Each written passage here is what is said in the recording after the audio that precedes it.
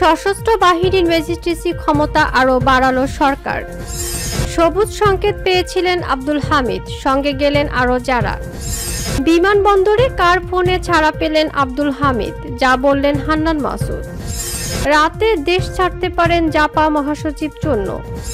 স্বরাষ্ট্র উপদেষ্টার পদত্যাগে 48 ঘন্টার আলটিমেটাম। আসসালামু আলাইকুম দর্শক, আমাদের হাতে থাকা সর্বশেষ সংবাদে আপনাদের স্বাগত। এতক্ষণ শুনছিলেন সংবাদ শিরোনাম, এবারে থাকছে বিস্তারিত। সশস্ত্র বাহিনীর ম্যাজিস্ট্রেসি ক্ষমতা আরও বাড়ালো সরকার। বাংলাদেশ সশস্ত্র বাহিনীতে কর্মরত সেনাবাহিনীর ক্যাপ্টেন ও তদূর্ধ্ব সমপদ মর্যাদার কমিশনপ্রাপ্ত কর্মকর্তাদের বিশেষ নির্বাহী ম্যাজিস্ট্রেটের ক্ষমতা আরও 2 মাস বাড়িয়েছে সরকার।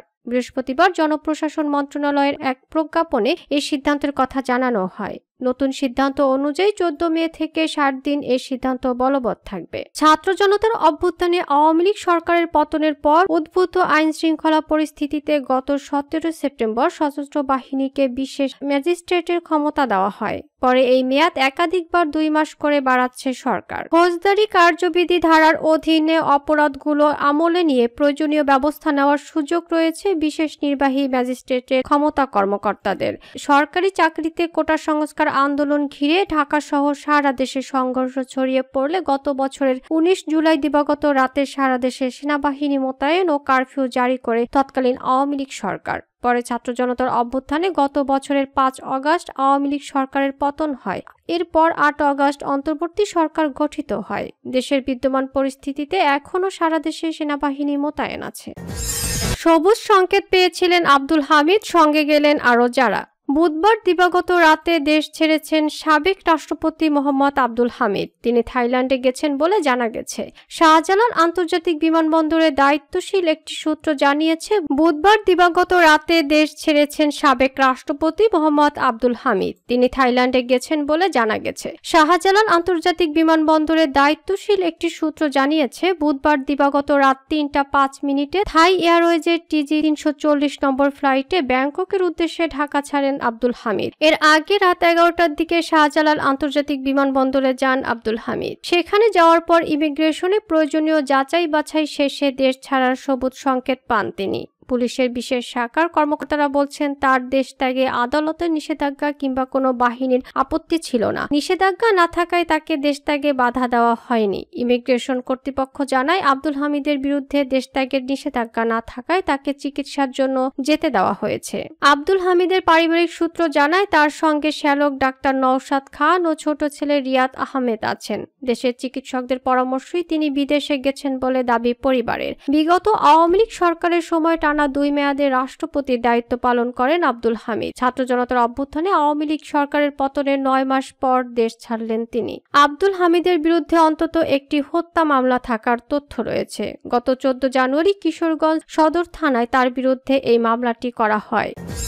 বিমানবন্দরে কার ফোনে ছাড়া পেলেন আব্দুল হামিদ, যা বললেন হান্নান মাসুদ। বুধবার দিবাগত রাতে দেশ ছেড়েছেন সাবেক রাষ্ট্রপতি মোহাম্মদ আব্দুল হামিদ। তিনি থাইল্যান্ডে গেছেন বলে জানা গেছে। তবে বিমানবন্দরে আব্দুল হামিদকে আটকানো হয়েছিল বলে দাবি করেছেন জাতীয় নাগরিক পার্টি সিনিয়র যুগ্ম মুখ্য সমন্বয়ক হান্নান মাসুদ। তার দাবি, রাষ্ট্রপতি মোহাম্মদ শাহাবুদ্দিনের অফিস থেকে ফোন পেয়েই সাবেক রাষ্ট্রপতি আব্দুল হামিদকে ছেড়ে দেওয়া হয়। বৃহস্পতিবার নিজের ভেরিফাইড ফেসবুক পেজে দেওয়া এক পোস্টে এমনটাই দাবি করেছেন হান্নান মাসুদ। ওই পোস্টে তিনি বলেন, আব্দুল হামিদকে বিমানবন্দরে আটকানো হলো, তারপর নাকি চুপ্পুর অফিস থেকে ফোন কল পেয়ে ছেড়ে দেওয়া হলো। এরপরেও কি ইন্টারিমকে জুলাই বিপ্লবীরা সাপোর্ট করে যাবে? তিনি আরো বলেন, হয় চুপ্পুকে সরান, লীগকে ব্যান করেন, আর না হয় নিজেরা সরে যান। শাহজালাল আন্তর্জাতিক বিমানবন্দরের দায়িত্বশীল একটি সূত্র জানিয়েছে, বুধবার দিবাগত রাত 3টা 5 মিনিটে থাই এয়ারওয়েজের TG 340 নম্বর ফ্লাইটে ব্যাংককের উদ্দেশ্যে ঢাকা ছাড়েন আব্দুল হামিদ। এর আগে রাত 11টার দিকে শাহজালাল আন্তর্জাতিক বিমানবন্দরে যান আব্দুল হামিদ। সেখানে যাওয়ার পর ইমিগ্রেশনে প্রয়োজনীয় যাচাই বাছাই শেষে